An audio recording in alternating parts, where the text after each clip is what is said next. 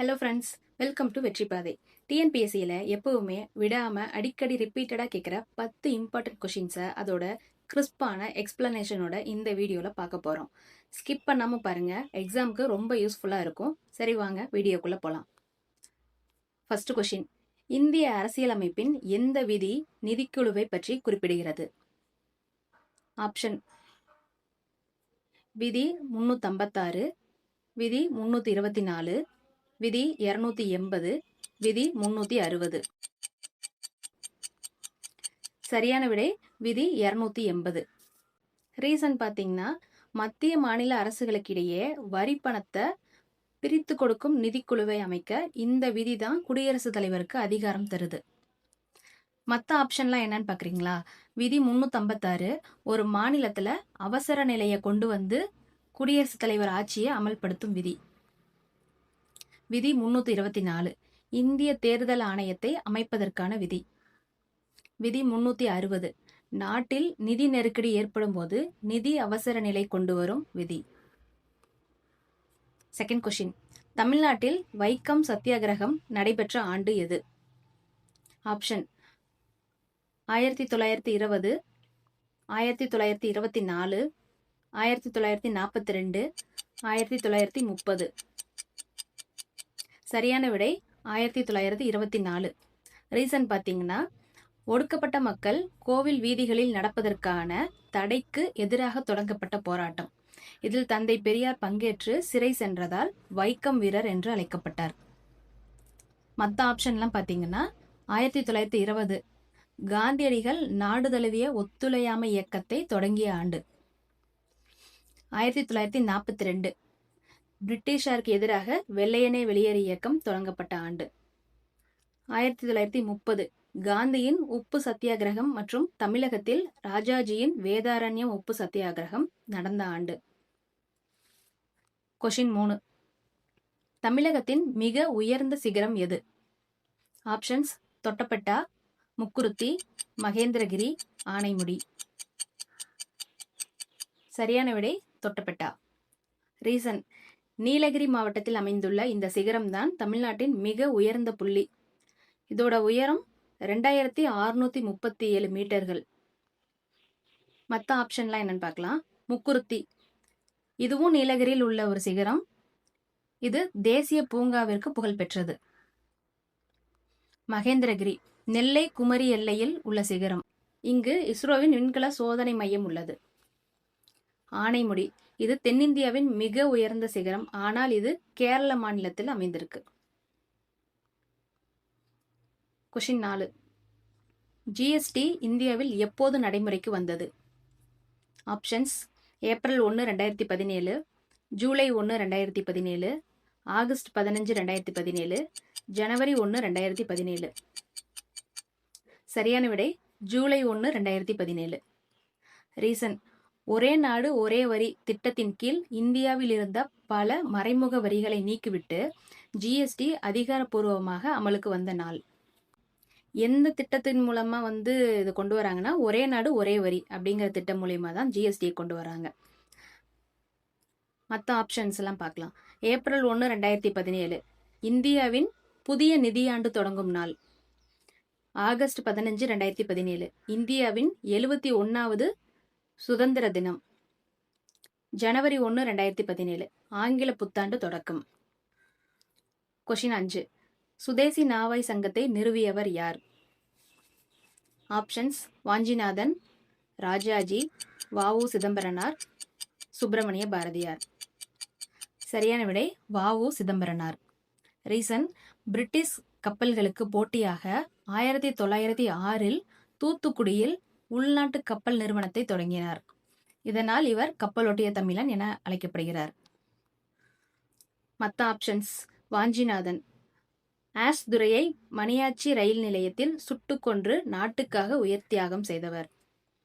ராஜாஜி சுதந்திர இந்தியாவின் முதல் இந்திய கவர்னர் ஜெனரல் மற்றும் தமிழக முதலமைச்சர். சுப்பிரமணிய பாரதியார் உணர்ச்சி மிக்க பாடல்களால் விடுதலை தீயை மூட்டிய நமது தேசிய கவிஞர். கொஷின் 6, செல்லின் ஆற்றல் மையம் எது? Options nucleus, lysosome, mitochondria, ribosome. சரியான விடை மைட்டோகாண்ட்ரியா. ரீசன், நாம் உண்ணும் உணவை ஆற்றலாக மாற்றி சேமித்து வைப்பதால் இது செல்லின் ஆற்றல் மையம் எனப்படுகிறது. என்ன வடிவில் சேமித்து வைக்கிறதுனா ஏடிபின்னு சொல்றாங்க. அதை மற்ற ஆப்ஷன்கள் நியூக்ளியஸ், செல்லின் அனைத்து வேலைகளையும் கட்டுப்படுத்தும் கட்டுப்பாட்டு மையம். லைசோசோம், செல்லின் கழிவுகளை அளிக்கும் தற்கொலை பைகள். ரிபோசோம், செல்லுக்கு தேவையான புரோட்டீன்களை தயாரிக்கும் புரத தொழிற்சாலை. கொஸ்டின் 7, தகவல் அறியும் உரிமை சட்டம் இந்தியாவில் எப்போது இயற்றப்பட்டது? Options October 2004, October 2003, October 2005, October 2006. சரியான விடை அக்டோபர் 2005. ரீசன், அரசு நிர்வாகத்தில் வெளிப்படைத்தன்மையை கொண்டுவர பொதுமக்கள் அரசிடம் கேள்வி கேட்டு தகவல் பெறும் இந்த சட்டம் அக்டோபர் 12, 2005 அன்று அமலானது. மற்ற ஆப்ஷன்ஸ் அக்டோபர் 2004. இச்சட்டத்திற்கான மசோதா தயாரிப்பு பணிகள் நாடாளுமன்றத்தில் நடந்த காலம். அதாவது தகவல் அறியும் உரிமை சட்டத்துக்கான மசோதா தயாரிக்கிற பணிகள் நடந்துச்சு அந்த டைம்ல. அக்டோபர் 2003. இதற்கு முந்தைய பலவீனமான தகவல் சுதந்திர சட்டம் 2002 அமலில் இருந்த காலம். அக்டோபர் 2006. ஆர்டிஐ சட்டம் அமலுக்கு ஓராண்டு நிறைவடைந்த காலம். கொஷின் 8, திராவிட மகாஜன சபை. கொஷின் 8, திராவிட மகாஜன சபையை தோற்றுவித்தவர் யார்? ஆப்ஷன்ஸ் MC ராஜா, பிட்டி தியாகராயர், இரட்டைமலை சீனிவாசன், அயோத்திதாச பண்டிதர். சரியான விடை அயோத்திதாச பண்டிதர். ரீசன், ஒடுக்கப்பட்ட மக்களின் சமூக பாதுகாப்பு மற்றும் உரிமைக்காக 1891 ஜான் ரத்தினம் அப்படிங்கிறவரோட சேர்ந்து அயோத்திதாச பண்டிதர் இதனை தோற்றுவித்தார். மற்ற ஆப்ஷன்ஸ் MC ராஜா, நீதி கட்சியின் முக்கிய தலைவர் மற்றும் சென்னை சட்டமன்றத்தின் முதல் ஒடுக்கப்பட்ட சமூக உறுப்பினர். பிட்டி தியாகராயர், பிராமணர் அல்லாதோர் நலனுக்காக தொடங்கப்பட்ட நீதி கட்சியின் முதன்மை நிறுவனர். நீதி கட்சி 1916. இரட்டைமலை சீனிவாசன், ஆதி திராவிட மகாஜன சபை 1893, அதுல இவர் தொடங்கியிருக்காரு. அம்பேத்கருடன் வட்டமேஜை மாநாட்டில் பங்கேற்றவர். கொஷின் 9, முதல் பௌத்த மாநாடு எங்கு நடைபெற்றது? ஆப்ஷன்ஸ் வைசாலி, ராஜகிருகம், காஷ்மீர், பாடலிபுத்திரம். சரியான விடை ராஜகிருகம். ரீசன், புத்தர் மறைந்த உடனே, அது எப்பன்னா கிமு 483 அஜாத சத்ரு மன்னரின் ஆதரவோடு பீகாரில் உள்ள ராஜகிருகத்தில் முதல் மாநாடு நடந்தது. மற்ற ஆப்ஷன்ஸ் வைசாலி, இங்கு இரண்டாவது பௌத்த மாநாடு நடந்தது. எந்த மன்னர்னா காலசோகா அப்படிங்கிற மன்னர். பாடலிபுத்திரம், இங்கு மூன்றாவது பௌத்த மாநாடு நடந்தது, பேரரசர் அசோகர். காஷ்மீர், இங்கு 4வது பௌத்த மாநாடு நடந்தது, கனிஷ்கர் மன்னர். கொஷின் 10, பஞ்சாயத்து ராஜ் அமைப்புகளுக்கு அரசியலமைப்பு அந்தஸ்து வழங்கிய திருத்த சட்டம் எது? ஆப்ஷன்ஸ் 42வது சட்ட திருத்தம், 73வது சட்ட திருத்தம், 44வது சட்ட திருத்தம், 74வது சட்ட திருத்தம். சரியான விடை 73வது சட்ட திருத்தம். ரீசன், 1992 கொண்டுவரப்பட்ட இந்த திருத்தத்தின் மூலம்தான் இந்தியாவில் உள்ள கிராமப்புற உள்ளாட்சிகளுக்கு சட்டப்பூர்வ அரசியலமைப்பு அந்தஸ்து கிடைத்தது. அதாவது பஞ்சாயத்து ராஜ் அப்படின்னு சொல்றாங்கல்ல அது.